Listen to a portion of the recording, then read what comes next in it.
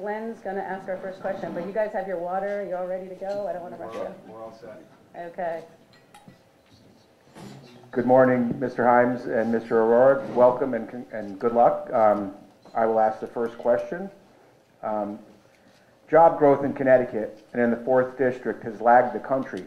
As voters in the district go to the polls in November, what would you want to tell them about economic opportunity in their state? Well, thank you for the question, and let me start by thanking the Norwalk Chamber and the Business Council and our panelists and my opponent, Harry Aurora, for participating in this debate. The question of job growth is central to this election, and I would point out that while Connecticut has challenges, don't forget that this is the economic engine of our state, and all you need to do to understand that is start where I live in Coscob, Connecticut, and drive here. And on 95, as you pass by, you will see signs, Elizabeth Arden, you will see E&Y, you will see a sign for Indeed.com, a company that didn't exist 15 years ago. You will see Henkel. Henkel looked around this country for a North American headquarters and chose Stanford. Pitney Bowes, which considered leaving Connecticut and chose to stay in Connecticut.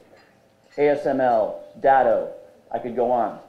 Each and every one of the leaders of these businesses, and I talk to them frequently, say really two things. Number one, great quality of life, good schools, we like being here. I cannot get my people to work. Transportation infrastructure. Younger people need to live far away because housing is expensive and they spend an hour and a half in traffic. We all understand this because we do that too.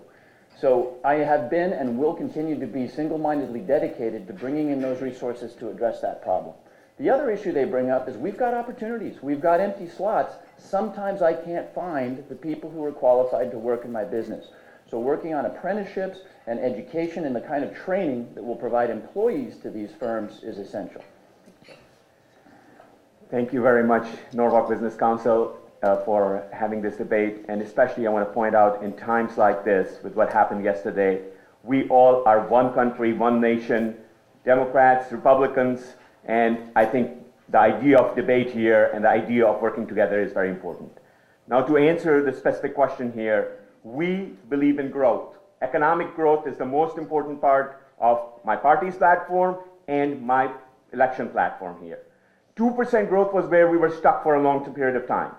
What Mr. Himes has pointed out here are just some elements, some job creation. Net, as you point out, we are losing jobs. Net. We have to focus on what is the final line in the equation. And what we need to do is bring in more investment. The tax cut law brings in more investment by providing incentives for small businesses. We are creating opportunity zones under the last federal tax cut law, which basically is going to be very important for Norwalk, Bridgeport, Stamford, which are going to be designated opportunity zones. We need to expedite that. And just like Mr. Himes said, we have to focus on education. But the net here is we are running on a pro-growth platform on a federal level, and we have to also make sure that at a state level, where things are really, policy is quite bad, and quite, as I would say, regulation is opposing the business. And Mr. Himes and his party have been responsible for that. Thank you. I've spent years talking to members of the business community, and of course regulation is an important issue, and we need regulation which is balanced. We all understand this. In 2008 we suffered a brutal crisis that destroyed $17 trillion of Americans' wealth because the financial sector had become overly unregulated. Regulation is important, but it's not everything. Tax policy is not everything. Again, I've spoken to hundreds of businesses. Of course, we all want to pay less taxes, but we also understand that our tax revenues are what will fix the transportation infrastructure that is the top of the list of every business leader that I meet. The economy is 4 parts, CIGX, we all know, consumption, investment, government, exports. If we do not, and investment is the most catalyst, we all know, we all in business know. Once investment comes, consumption comes. And we have not nurtured investment. Investment in business formation, as well as investment in human capital. If we do not invest in human capital, we do not invest in businesses, we do not invest in business formation, it's not going to work. And policy is extremely important. I do not agree with Mr. Himes that it is only tax cuts. It's policy, good policy. Thank you both. You're doing an excellent job on the time. All right, so the next question, Anthony. Thank you, Mr. Himes. Mr. Aurora, good morning. So I'm a home builder, president of the HPRA, Fairfield County. Connecticut really hasn't recovered since the housing depression of 2008. Builders in this state are pulling permits, as Jackie said earlier, at half the rate we did 10 years ago. What policies at the federal or state level would you suggest to encourage construction in Connecticut? So one of the things which was very important for Connecticut was we kept some degree of SALT deduction. And when the last tax cut law was passed, that was one thing we needed to get involved. Our congressional delegation was just absent. We just were out of action. Why? Because of the intense dislike of the president, we don't want to represent our community. That's not fair. We still had to go in and say, we need to make sure that there is some degree of deduction for the SALT taxes because that would have helped housing and construction. But just as I said, there is other forms of constructions as well other than that for residential, for commercial. The only way that's going to happen is if we bring new investment through opportunity zones. And again, opportunity zones, Mr. Himes voted against them. These opportunity zones could be one of the key things which could change around some of our districts. Think about Bridgeport. The essential element of incentive in the opportunity zones is that if you have money made in other deals, you can roll them and now you don't have to pay any taxes on those. And it's only in zones, in areas which are economically disadvantaged. So what I would say is we can bring more money into construction, more investment into construction, commercial, residential, as well as business formation. But we need good policy. We need to encourage investment. We need to attract investment. Thanks. Anthony, thank you for the question. The question, of course, was about home building, and I'm very proud to have received the endorsement of the Connecticut Realtors and the support of the Connecticut home builders. And I think they've given me that support because I've recognized the importance of defending the deductibility of mortgage interest, what that means to a family that is buying their first home.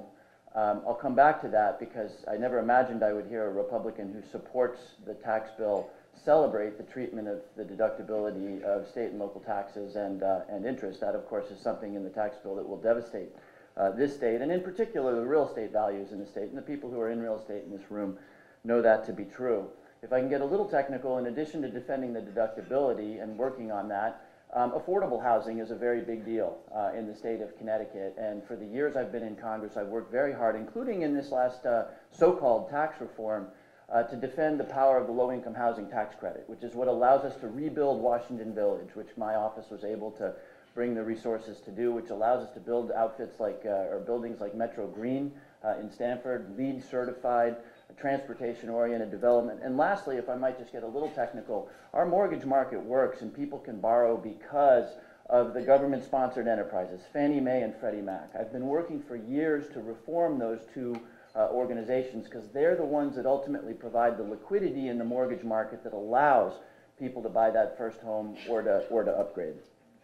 So the Dodd-Frank law, which Mr. Himes co-wrote and passed, put such a tight constraint on credit for so many institutions, so many financial institutions, that there was no financing available for so many years. And many of us understand, from 2010 to 2016, if you had a lot of money sitting on you, you got 0% availability of financing. But if you had no money, you were a small business, there was no price at which you could get a loan.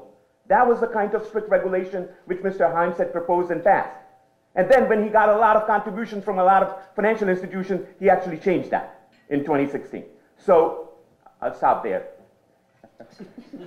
I think the financial term for what you just heard is baloney. The Dodd-Frank bill was written, of course, because we suffered the worst economic meltdown since 1929. I said it before, $17 trillion in American wealth lost, the largest loss of wealth ever. It staggers me that I constantly in these debates have to explain that we needed to revamp our regulation. It is only, and by the way, the idea that the availability of credit went away, you've seen what the stock market has done since Dodd-Frank was passed. Credit markets are healthy. The banks are more profitable than ever before.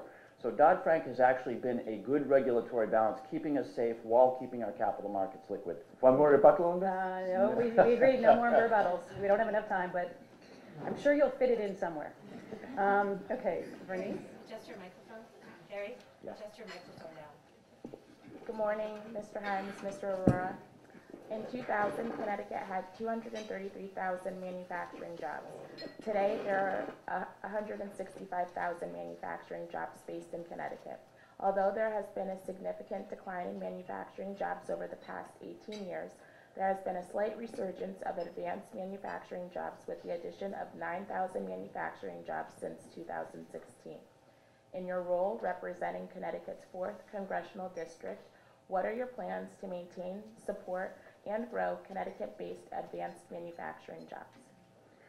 Thank you. Great question. And of course, we struggle, particularly in this part of Connecticut, which again is the economic engine of the state. We struggle with the fact that our costs are high. Wages are high, power costs are high. So we need to be smart about the kind of manufacturing we're going to get. It's going to be like ASML in Wilton, doing very high-tech, high-value-added, highly engineered things here in this part of the state. That's about training and education. And I bring out ASML because I was there with the leadership actually just a couple of months ago. And again, they're adding 400 jobs at ASML. You can see the building up there, and they say, we can't find the engineers. We can't find the people who have the skills. So what are the answers? Housatonic Community College has an advanced manufacturing program which is supported by the state of Connecticut, which is turning out high school graduates that have the highly computer-oriented skills that will allow them to go to work for ASML. What else can I do specifically apart from supporting programs like that? Electric Boat in New London, where they make the Virginia class and the Columbia class attack submarines. In the next 5 years, they will be adding 16,000 jobs. Now, these aren't just jobs that you get without training. These are welding in a radioactive environment. But think about that, 16,000 jobs, middle class, very well-paying, good benefit jobs. What Electric Boat says, and I think this is incumbent on anybody in public service, is we're going to hire these people, help us to find them, help us train them up, help us find people who can move into that area of Connecticut and really not just keep us safe through making amazing equipment, but contribute to the economic vitality of the state. Listen, just what you mentioned in your question, advanced manufacturing. We are not too expensive for, too high cost for advanced manufacturing.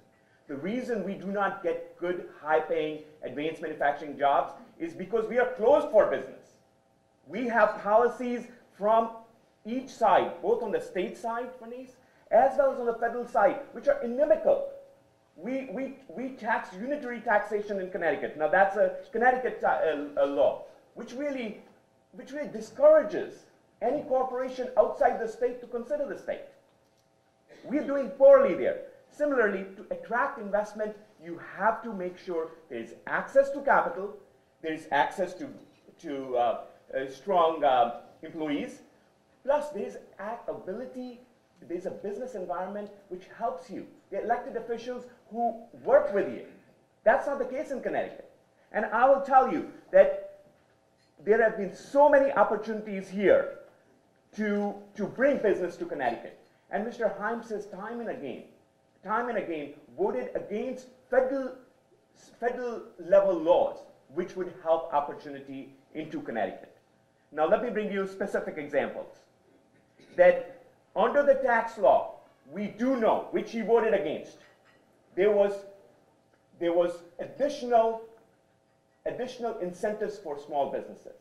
Why would you vote against that? Small businesses can take much more deduction on an expedited basis, but he voted against it. I guess I'll just take my 30 seconds to ask Mr. Aurora a question. If we're closed for business, if we can't invest in the district, why has unemployment in the last 10 years in this area gone from 9.5 to 3.8%? Why is Indeed.com, a company that didn't exist 15 years ago, now have 2,500 employees worldwide? Why did Henkel decide, of all the places they could have come, to come here? With 300 jobs, by the way. Why is Gartner adding 400 jobs in Stamford, Connecticut? NBC Universal, they weren't here before. And now, of course, they're adding jobs along the 95 corridor. Datto, a company that didn't exist before, now 1,500 jobs. If it's true that we can't add jobs, how do you explain that? Right. This is what, as businessmen, we need to understand. As political outsider, we need to point out. It's always the net. You can't take the gross. You're just pointing out the job increases. You are leaving out the job losses. And I can start listing out all the companies which have left. And everybody here knows how many companies have left this state. It is always what is the bottom line, Jim. It's not just don't look at one element of the equation. And that's the mistake you're making, and you're just being too complacent that things are good. Things are not great here. Everybody here wants more policy help and investment. And that's what you are not understanding. Is that the, Okay. yeah. That was the back and forth, yes. And it was very much the back and forth. Right. No more rebuttals on that one. Okay. Okay, Glenn, you're up. Okay, so you both touched a little bit on this in previous questions, but you have both called for increased federal investment in transit and infrastructure for this reason. Can you each outline your investment plan, identifying areas of infrastructure focus and funding sources? Thank you. Now, let me say, in this area with Mr. Himes, it's promises made over and over and promises broken. When he was elected the first time, which is 10 years ago, do you remember the I-95 and the traffic congestion? It's way worse today. Do you remember the train system? There is hardly a spot in the 9 a.m. or at 7:30, 8 a.m. train. You have to go standing. So there has been really very low amount of investment. Now, the question is, again, in an absolute basis, he's going to point out the Norwalk Walk Bridge project, which he helped finance. The reality is, I have a vision that we need to invest large amounts of money. The system in Caltrain system in California gets $2 billion to be invested on a system which is a third ridership than the New Haven line. We need a bold $2-3 billion plan because the social returns on investing in the New Haven line is going to be massive. And by the way, the money is available. If you look at the FAST, which is the federal law, there are $2 billion per year available for investment grants, and only $1 billion gets used up. Why is Mr. Congressman Himes not really out there with these DOT and saying, listen, we need that extra $1 billion a year? It goes unused. Well, he's basically busy, in his dislike for the president and in his criticism for the other party. Let's work together and get that money. And that kind of a bold plan with larger participation from the federal government is going to fix New Haven line and take us to the next decade of prosperity. So I'll be delighted to answer that question. I do want to come back. You're in the unfortunate position of having two former bankers run for Congress. So when Mr. Aurora demands net numbers, let me give you a couple of net numbers. Again, for the district we're talking about, just in the period of time I've been representing you, from 2009 to 2018, according to the Department of Labor, the unemployment rate in this district has gone from almost 10% to 3.8%. That's the net unemployment rate. A lot more people working. That's a net number. Population, we often hear that people are leaving. In the time that I've been serving you, the population has gone from 893,000 in this district to 956,000. In addition, net of 63,000. So the question, of course, was what can we do in terms of resources? I will be, as I always have been, laser focused on transportation infrastructure. There are the traditional means of financing those things, but there are also creative ways of financing those things that we should think about in the state. Number one, for years I've been pushing something called the National Infrastructure Bank, which would be capitalized with federal dollars, but layer in private dollars. This is a leverage scheme which gets you to the kinds of numbers that we need in this country, which, by the way, are in the trillions, not billions, trillions. That infrastructure bank would not only make those funds available, but it would not be subject to the political interference that comes with things like earmarks. Public-private partnerships. LaGuardia, sadly, you all experience what LaGuardia looks like right now. It's being rebuilt with a public-private partnership that is bringing in huge amounts of private capital. It's that kind of thinking that is going to rebuild this economy in the state of Connecticut and nationally. And just to point out the second concept about strong economics, it should not only be net, but it should also be comparative. We all as businesses know, it's not what we do, it's what our competition is doing. Have you seen what our competition is doing, Mr. Himes? Have you seen what New York, New Jersey, and the entire country? They're doing way better than we are doing. And it's very clear, more businesses are moving from us to Massachusetts. Our businesses are moving to Mass. That was unthinkable some time ago. And by the way, your question about the infrastructure bank, that really is basically saying let's put tolls on. because no bank is going to lend until unless there's a source of financing. I believe that some of these infrastructure projects, we need to bring federal money. The National Infrastructure Bank has absolutely nothing to do with tolls. That would be capitalized. It would be a federal bank. It has nothing to do with tolls. Look, tolls are a conversation we're going to have. It's going to happen at the state level. It's a conversation we should have. Every state around us has tolls, but that will not be a federal issue. I am going to take exception to promises made and promises not kept. I think you said I was going to bring up the Walk Bridge. Darn right I'm going to bring up the Walk Bridge. That was $160 million of federal investment, which is important to us and important to the country, because of course the rail line between Boston and New York is an essential economic artery. I'm going to bring up the fact that it was my work that brought in the money to rebuild Washington Village, right down the road here, affordable housing, $12 million to rebuild Steel Point and Bridgeport. I think I've done more than my fair share in terms of keeping my promises to bring in the resources to rebuild our economy. Okay.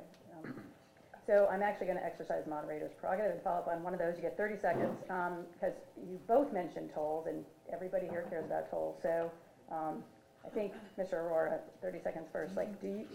Short question, do you support placing tolls on federal highways in Connecticut? I do not support placing tolls, and by the way, no bank will loan you money until there is a source of revenue. And that's why I said, everybody here understands, if you take money from the bank, you're going to have to pay them back. That means you will need tolls. That's all they want. All they want is to take more money from you. Take more money, and all we want is to take your money and put it to work efficiently better. Bring new sources of financing. So no tolls, because tolls are a regressive tax. They impact those who make the least money most on a percentage basis. No tolls. Pam, I haven't developed a firm position on this because it's not anything that I will ever have vote on. I do think it's important that we have the conversation. Every state around us has tolls. You go through them at 70 miles an hour now, 65 if you're abiding by the law. 70. And when we do that in New Jersey, we pay for New Jersey's roads. We pay for Massachusetts roads. We pay for New York's roads. New Yorkers, Massachusetts, New Jersey people come through here and don't contribute a thing to our infrastructure. So again, it's not something I'll ever have to vote on, but it's at least a conversation we should have. Thank you. Okay, Anthony and Mr. Himes. Thank you. My question is about labor. There's a scarcity of labor. It's an important headwind for home builders and the entire construction industry. The NAHB analysis reveals that nationwide, the median age of construction workers is 41, which is the same as the median age of the overall labor force. The median age of construction workers in Connecticut is 44, which is among the highest in the nation.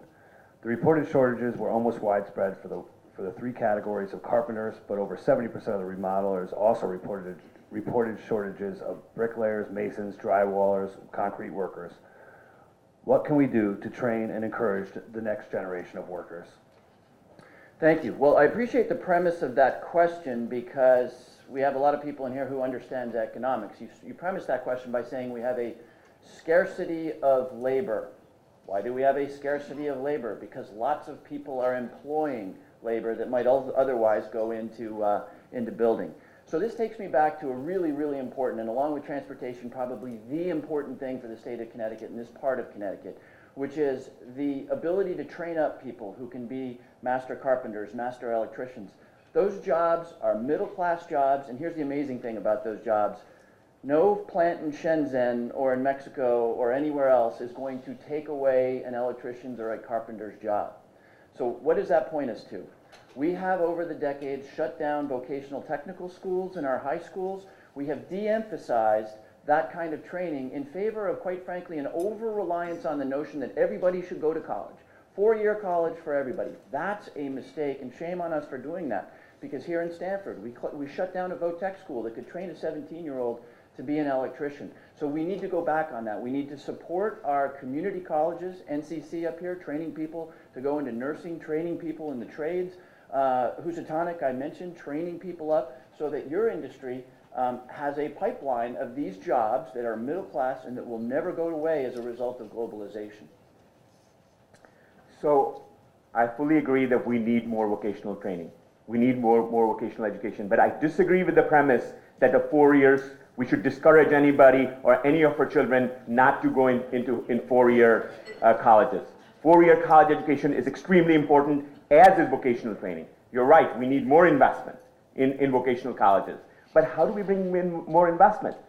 We don't have money at the Connecticut state level. The federal government is not giving any money. You didn't get any money for vocational training schools.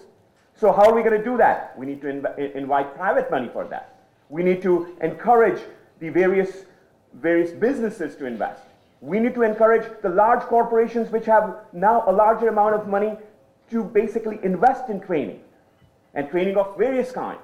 As a matter of fact, many of the folks who get trained at larger companies then end up starting their businesses and then really hiring other people and training them.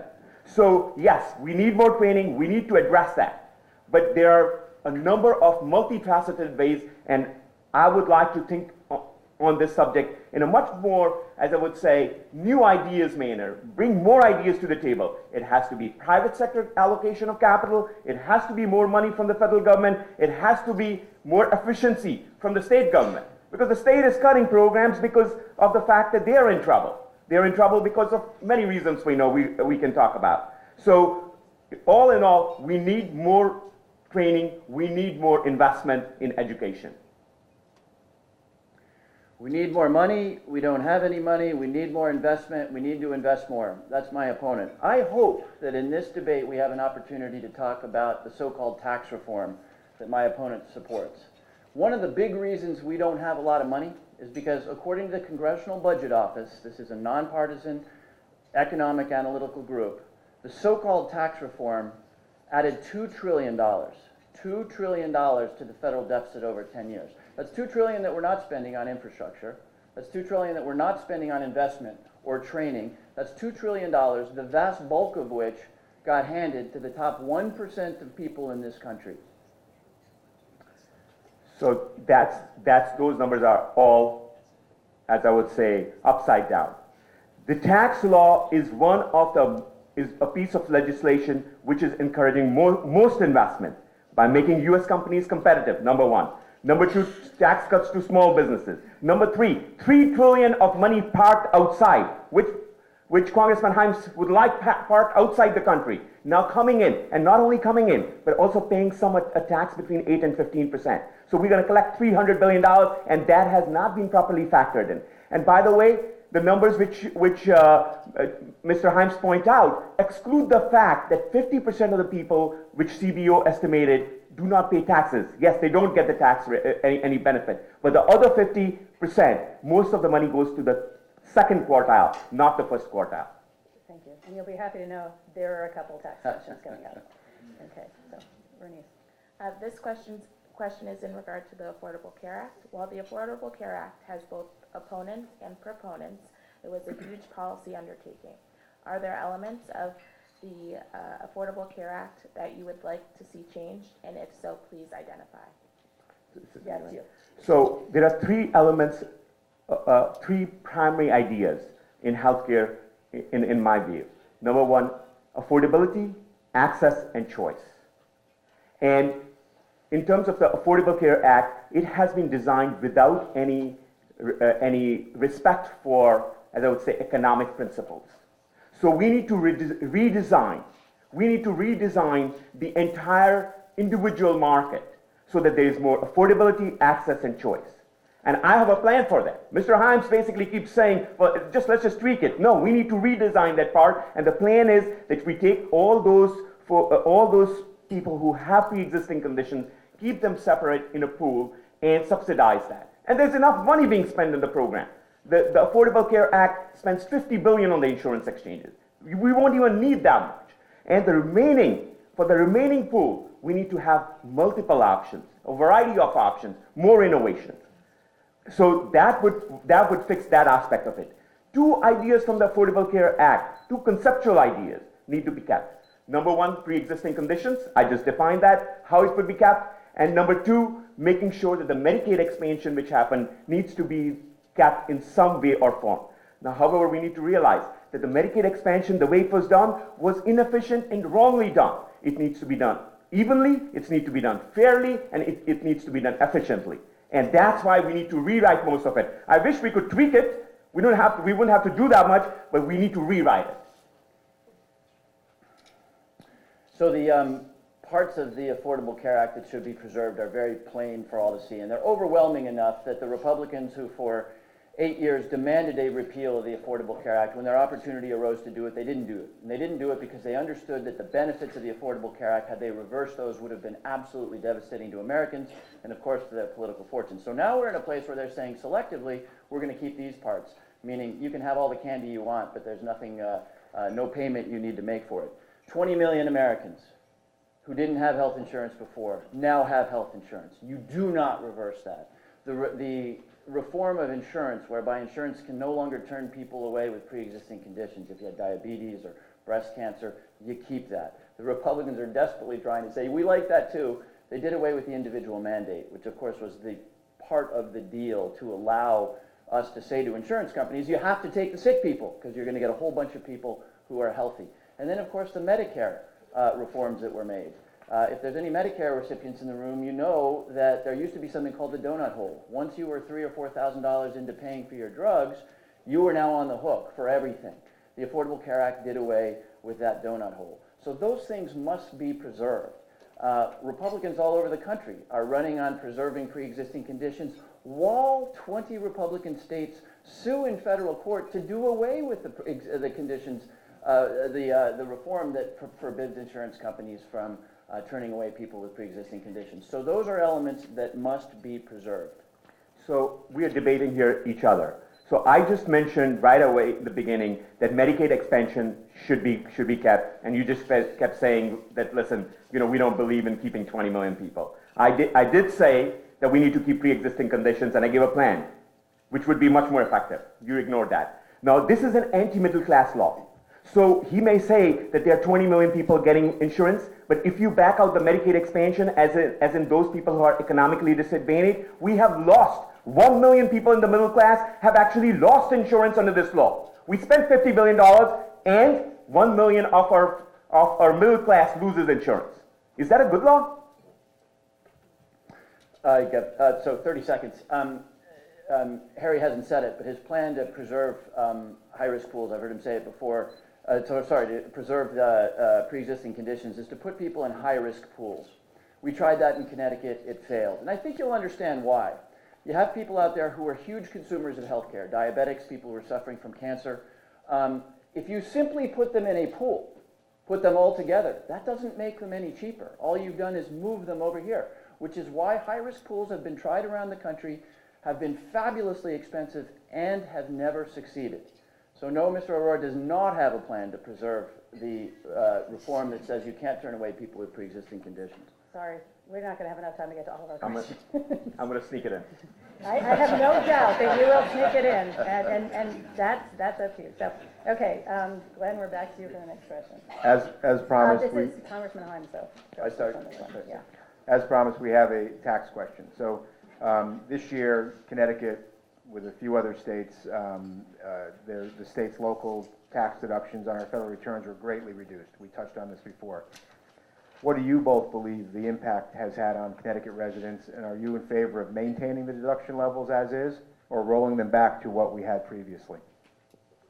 So I'm glad the question has come up, because my opponent is running on the virtues of this tax cut, which, by the way, not many other Republicans are, because most of Americans have figured out that this was a massive transfer of wealth to very wealthy people, because that's what it was.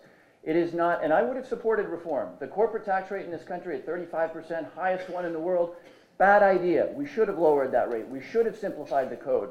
We should have made the code more progressive. We did not do that.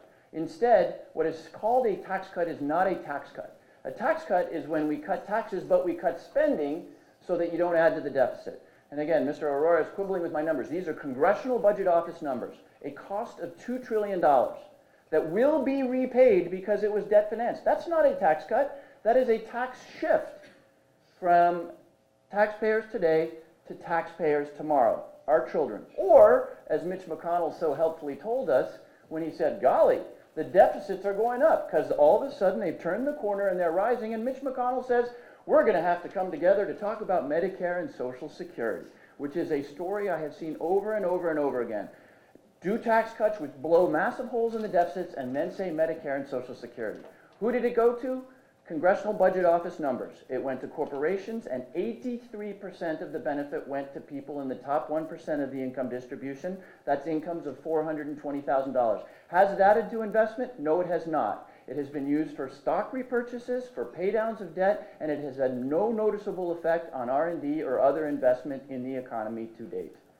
So first to talk about the healthcare, that the earlier pools did not work because there was no money behind them. Right now we have 45 billion, as I mentioned. Congressman Himes ignored it. Now on the tax cut law, let me point out something here. That the tax cut law provides huge investment and is going to lead to growth. Our premise is 2% growth is unacceptable. America can grow 3%, and that 1% means 750,000 jobs per year. Their premise and his premise is, well, Americans are lazy. We don't have work hard. We don't have innovation. We are okay with 2%. And if we are right, and I'm quite sure we are right, we'll be right, and we grow at 3%, and the same thing applies for at the federal level and at the state level. If we grow our economy strong, if we go 3%, I'm not talking about huge numbers, 2 to 3, our long-term growth has been 3%. It's only in these last 8 years of the last administration, we're stuck at 1.8 and 1.5 and 2%. Average was 1.8. So if we basically grow at 3%, the amount of tax collections will compensate for more than half of the tax law. Second thing, there is a more than 50% of the tax cut goes to middle class families to something which we call earned child tax credit. As a matter of fact, for most folks who make up to $60,000, you don't even pay any federal taxes because the standard deduction has been increased. So it is a tax law which has 2/3 going back to middle class. Okay, rebuttal. So just to correct the record, Congressman Himes does not believe Americans are lazy. That's fake news. Secondly, 2%? You've heard what we've heard decade after decade after decade, that these tax cuts will pay for themselves. It has never happened. And it's not happening now. Look at what is happening to our deficit. It just rose to almost $800 billion this year, and everybody projects it going well over $1 billion as far as the eye can see. Tax cuts do not pay for themselves, and they never have. Investment is not up. Companies are using their profits to repurchase stock and pay down debt, not to pay workers more and not to invest more. 30 seconds. So investment doesn't happen in 6 months. That's Congressman as a politician. As an outsider, as a businessman, I do know it takes multiple years for investment to come in. And secondly, let's just be clear. These corporations, which he's saying are buying back stocks, these corporations are your businesses. And yes, they are owned, many of the larger businesses, 2/3 of most public corporations are owned by pension funds, are owned by retirement accounts.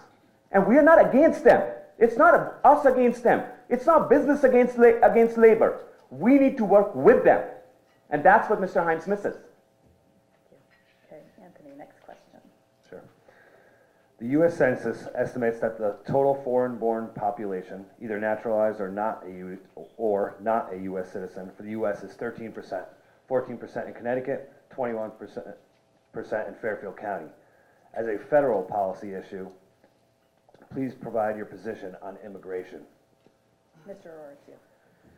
So I'm very clear. We need to make sure that we have strong legal immigration into this country. I myself am here before you because of the strong legal process of immigration. I came here as a student 25 years ago. It took me 11 years to naturalize as a proud American citizen. Thank you.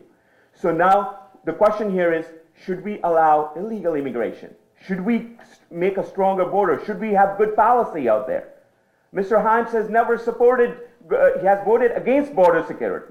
Now he will say, well, he supports border security, but he votes against it only 4 months ago. So what we need to make sure is that we get 1 million people every year coming through the legal process. And we need to make sure that that process is made more fair, it's made more efficient, it attracts people with the skills which we need. At the same time, there's 1 million people, and we see it on TV right now, who basically think that law here is basically to be played with, that we are too weak. We won't uphold our law. And that's happening in front of our eyes. And over 10 years, Mr. Himes has been in Congress. He has not agitated for that. He has not advocated for that. We need to make sure it's legal immigration, and we need to make sure it gets better. We need to make sure we attract the right talent. We have three key ideas: family reunification, refuge, and work-based merit. And we need to make sure all of those are perfectly balanced and implemented. And we need to make sure our borders are secure. I need to start by correcting a little fake news. This is not an argument over whether we should have illegal immigration or not. Illegal immigration is precisely as labeled. It is illegal. We are a nation of laws. The only question is, what do we do about the fact that we've got 11 million or so people in this country on an undocumented basis? And no, I have not voted against border security. I voted for budget after budget, which has provided resources for our men and women of the CBP and other places to keep our borders secure and technology. I did vote against a bill, and Mr. Aurora keeps bringing this up, that was an absolutely brutal bill that, first of all, would have spent $30 billion of your money on a wall, which is an absurd idea that nobody but Donald Trump, who understands the border, thinks is a good idea. And it also would have treated the dreamers brutally. So brutal was this bill that Mr. Aurora keeps asking me to vote for that half of the Republicans in the Congress voted against, and it wasn't even considered in the Senate. So let's get back to the real issue, which is, yes, we need secure borders for reasons well beyond immigration. We need, in fact, to address the root of the problem, which is businesses being willing to hire people under the table. As long as you've got an economic incentive where somebody can make $2 a day in Honduras or $7 an hour in a restaurant in Stanford, they will find a way here. So we need the technology to prove to employers that somebody's entitled to work here, and then we should encourage the kind of immigration that Mr. Aurora is an exemplar of, people who come here to build our country. We don't do that by focusing on illegal immigrants, and we certainly don't do that by dehumanizing them and saying that they're criminals in MS-13. When I speak to everybody in our community, it's very clear. It's very clear that the impact of illegal immigration and the fact that the only way we will arrive at a consensus in this country going forward is going to be if we stop the new coming of illegal immigrants. Then we can go back and address the 11 million which we have. But as long as we do not stop this inflow of 500,000, 1 million a year, there is going to be no consensus. I'll tell you what the impact of illegal immigration is, and the president likes to point out the one case where an illegal immigrant commits a crime. Each and every person in this room eats in restaurants where the undocumented prepare your food and clean your dishes. Each and every person in this room has neighbors or employees, builders, and cleaners and other workers who are here on an undocumented basis. I don't say this to support illegal immigration. It is illegal. Our borders must be secure. We should solve that problem. But the fundamental problem, and this reaches into the moral realm, is that people like Mr. Aurora are suggesting that that is the big deal in our immigration policy. The fact that we exploit, we are allowing exploitation? Nope, that was it. Sorry. Okay, Bernice, you're up. In regards to the 2016 election, was there Russian manipulation of the 2016 election, and what should the federal government do to protect the American election system from outside interference? Congressman Himes. As a member of the Intelligence Committee who spent months and months and months on this issue, I'm here to certify that there was a very serious attack by the Russians on our election. Fortunately, it didn't have to do with getting into the actual technology of voting. It had to do with breaking into the DCCC and stealing my cell phone number. If I had time, I would play you the voicemails I got after that happened. And of course, putting up information that was designed to divide us through means like Facebook and Twitter and other things. Divide us racially, divide us by region. So what can the federal government do? Challenging question because of course elections are administered at the municipal and state levels. But the federal government can do a few things. One, demand that states have a paper ballot that drives the technology so that we can audit, so that if all else goes wrong, we can at least audit what happened in an election. Secondly, I think we can do the job that we've been trying to do, standing up to other people in the world, the Chinese, the Russians, the Iranians, the North Koreans, others who might seek to influence our election, and speak with one voice. which the president so far has not been willing to do, and say, you attacked us, we will not tolerate it, there will be consequences. And then finally, we have an obligation. The Russians are able, or were able, to create schisms in our society because we've become too uncritical about what we see online. Politics has become sport, it's become tribal. And as citizens in a democracy, we need to step up our game and say, just because I like what I see on Rachel Maddow or on Bill O'Reilly or whatever, it may not be true. We've got an obligation to be critical and thoughtful citizens of a democracy.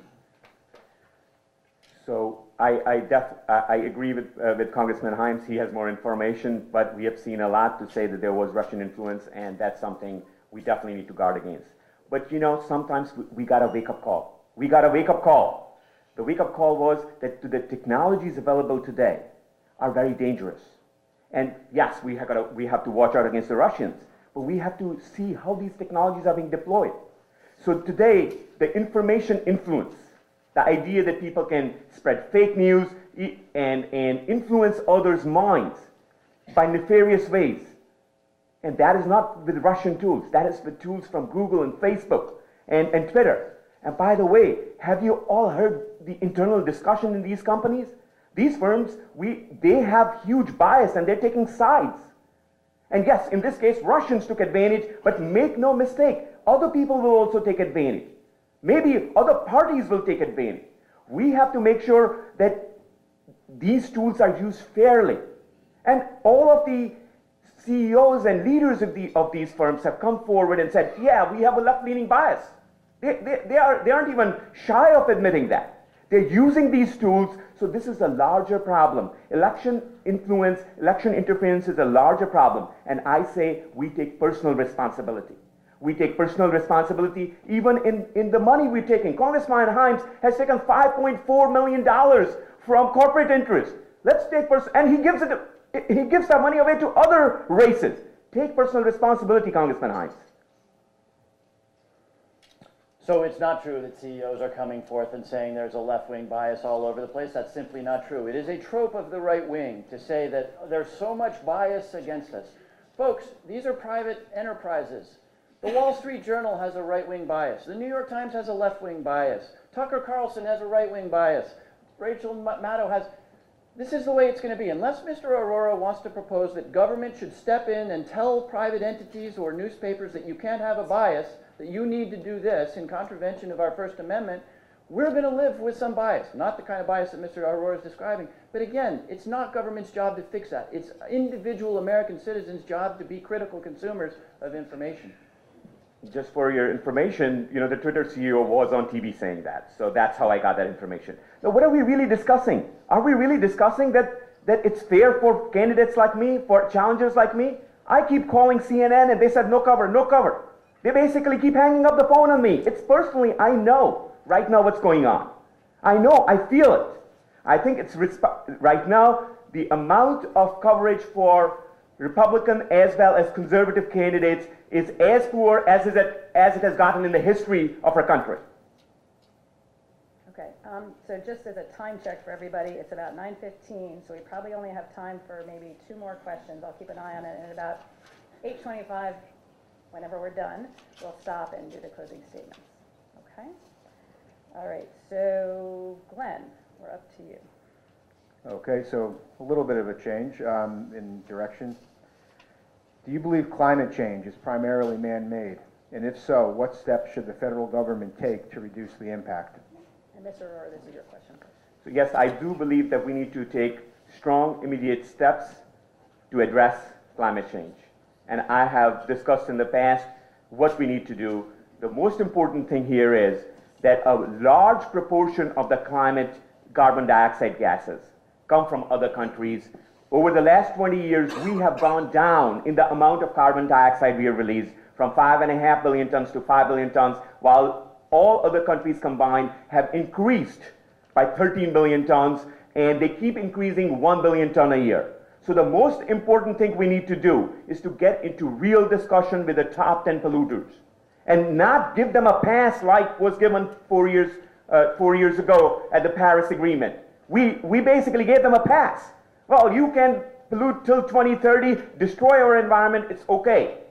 And we will basically do a little bit on our part, because what can we do? We are at 5, we can go to 0. They are adding 1 billion tons every year. So what we need to do is, as a part of our discussions, trade discussions, as well as other diplomacy, compel them. Tell them it's our one mankind, one planet. You have to do it, and we will freeze and we need to put our chip there. That we will not only freeze, we will start going down. And therein, I propose a carbon cap and trade. Mr. Himes has proposed some kind of a refundable credit. As when you think through that, it doesn't make any sense. Net no money will come. If net no money will come, how will we get any investment in renewables? I would like you to explain a little bit about your refundable carbon tax. It is, the more I think about it, it has no basis. Let's hear it. Climate change is both probably the single largest long-term threat to global economic and political stability. We're just starting to see the effects. It, of course, is a huge lost opportunity for the United States. We've led every technological revolution of the last 100 years, from the telephone to the semiconductor to the internet to biopharmaceuticals, and because the president has decided to withdraw us from Paris Climate Agreement, to reduce the mileage requirements for automobiles, to bring back coal, we are now dragging our feet on this issue, and we're not going to lead on the millions of jobs that would be created if we really committed ourselves to solving this problem. So the idea that what we're really going to do, because it's someone else's fault, yes, we are reducing our carbon footprint, as are all other industrialized countries as they get away from burning coal to make stuff. The people who are adding more rapidly to our carbon problem, of course, are the countries that are becoming industrialized. China, with its 1.2 billion people, and India. Imagine what it's like for Americans and the British, you know, who destroyed the environment 120 years ago, to go to the Chinese and the Indians and say, sorry, you can't develop. We will not compel them to do so, but we can do a couple of things. We can focus on the conservation of our energy. We can really drive things like mileage standards and new technologies, which we could do if we were, and then we could lead the way we've always done this internationally. We could say to the Chinese and the Indians, we're going to be part of the solution. We're not going to deny. We're not going to drag our feet. Let's work together on a problem that is global. So I'm not against development of any country, any part of mankind, but they cannot do it by being 3 times inefficient on carbon and then having fair trade with us or free trade with us. They have to be as efficient as us. They have the same technologies available to them today. Secondly, the mileage restrictions and all the ideas you're saying, they are in the category will force people to do something. We need to incentivize and encourage people to do things. And secondly, what happened, details about that whole plan you had? I didn't hear anything. I gave details about my plan. Where's the details about this redundant, refundable carbon credit? Because the more you think, it is a baseless plan. So since Mr. Aurora asks, I will tell you briefly about a fully refundable tax, a carbon tax, which is actually now the idea that most people support, because a cap and trade mechanism is actually quite complicated. It doles out permits, etc. So Republicans and Democrats support the idea that you put a little bit of a fee on the use of carbon and then you fully refund it to the American people. What that does is it has the effect of leveling the playing field between carbon and non-carbon sources of energy. Republicans and Democrats support it. It is the best idea out there. You know who else who supports it? The chairman of ExxonMobil supports a fully refundable carbon tax. Exactly. That's why it wouldn't work. I know that. Okay, so we actually have time for just one more. Do you guys want to look at your list and see what you think might be the best last question before we go? Because I know we have more than we have time for.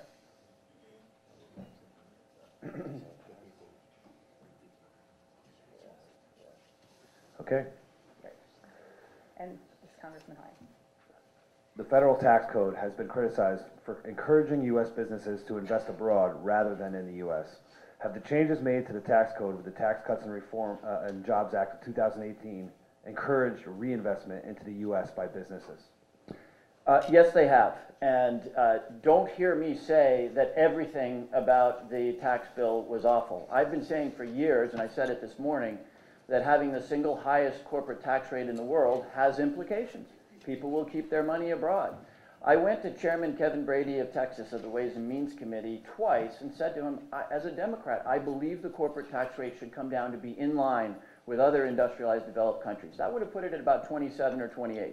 If we'd done that, we would be consistent with the UK and other developed countries. Instead, they took it to 21. When you take the tax rate down that low, you create huge deficits. So how do we plug that deficit? In this case, it was plugged by putting a $10,000 cap on the deductibility of state and local taxes, which is going to hurt each and every one of you. And you know what? The Republicans did it with some glee, because it is in those blue states like Connecticut, bluish states like Connecticut, that we decide to invest in our highways and in our schools, and therefore have higher taxes than you see in places like Texas and South Carolina. We're being penalized. So yes, the corporate tax rate should have come down, but understand that because it came down to 21%, your tax bills are going to be higher. And in fact, over a 10-year period, a citizen of the state of Connecticut, to get any benefit at all out of the tax code, is going to have to be in about the top 15% of the economic distribution, because of the fact that this tax bill pays for that 21% corporate tax rate by raising your taxes.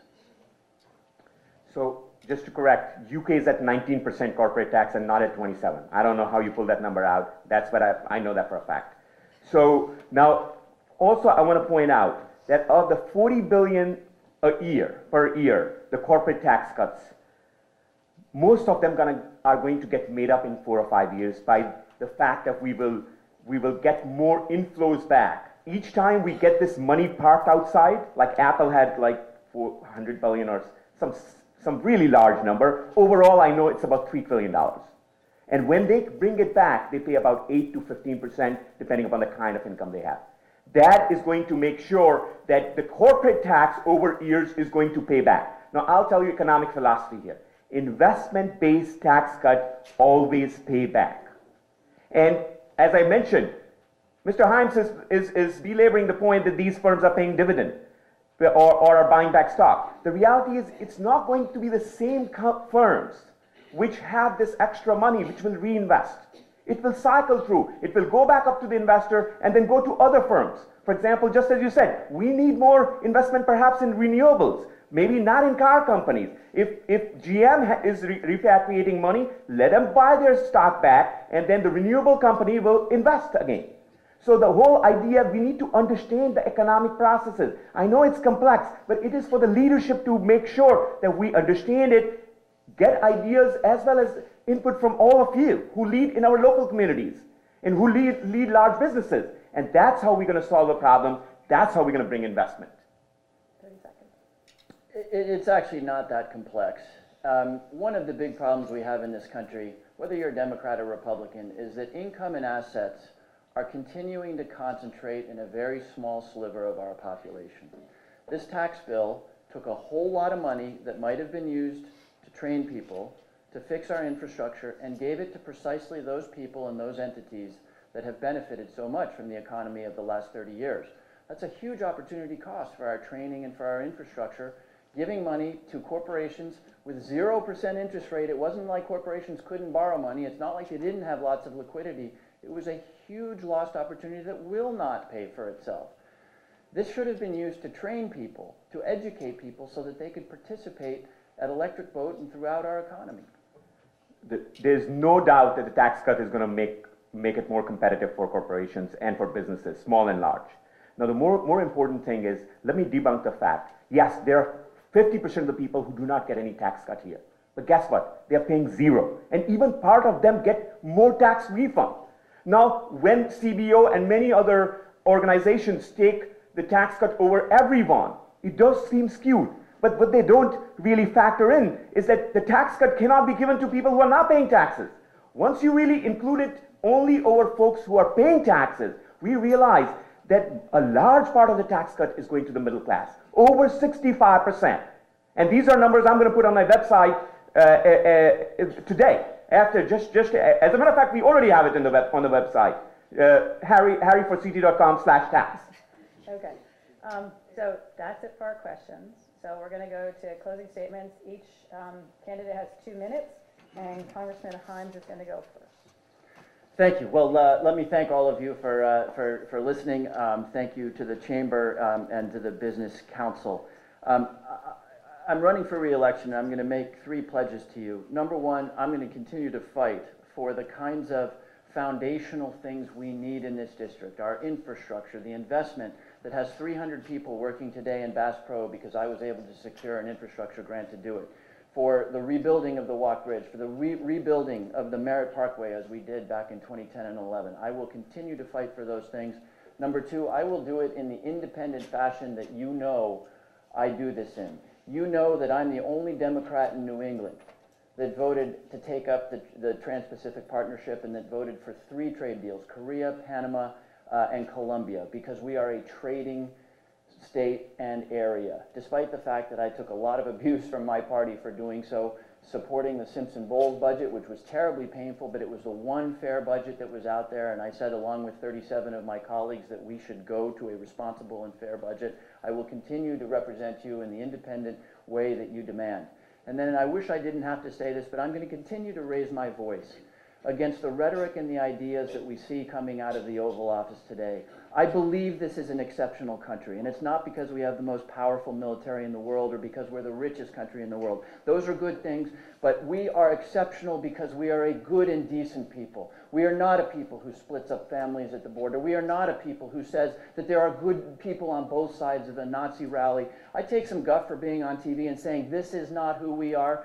Folks, the core of our exceptionalism is that we are a good and decent people, and what I'm looking for in this election is us standing up as a people, regardless of party, and saying, Mr. President, we're better than this. We are a good and decent people. We help each other out, regardless of skin color or religion. I will continue to be a voice for what I think we are and what we have not become in the last 2 years. Thank you very much. So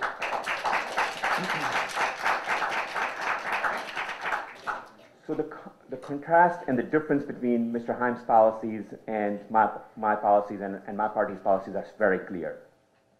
We believe that sound economic policies thought through with rigor and implemented well are the ways to progress. With Mr. Himes, it has been his intense dislike for the president and his focus on special interests which give him a lot of money. He's got a lot of connections in money which drive economic policy and economic thinking. That's not right.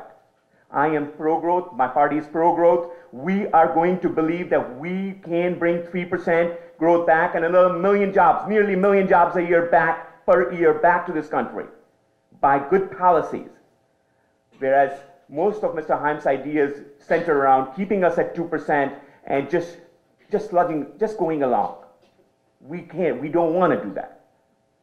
Finally, I believe that the government's role should be to create a fair playing field, to provide robust regulation. Whereas most of the ideas we hear from that is, let's take over healthcare, let's take over this, and that does not work. And finally, let me tell you about what American philosophy always has been. We believe in equality of opportunity. We believe that you cannot mandate equality, you cannot order prosperity, you cannot order people to create jobs. And history has pointed out that whenever countries or regimes who have tried to do that, they have failed. They have failed. We have to put policies which create a fair system, which incentivizes, brings out the best in us, brings out our best potential, which incentivizes investment and education. Mandating equality leads to tyranny. We know that. Let's guard against that. But encouraging education, investment, and opportunity leads to social and economic progress. That is why I ask you to vote for a change and to support me this November. Thank you.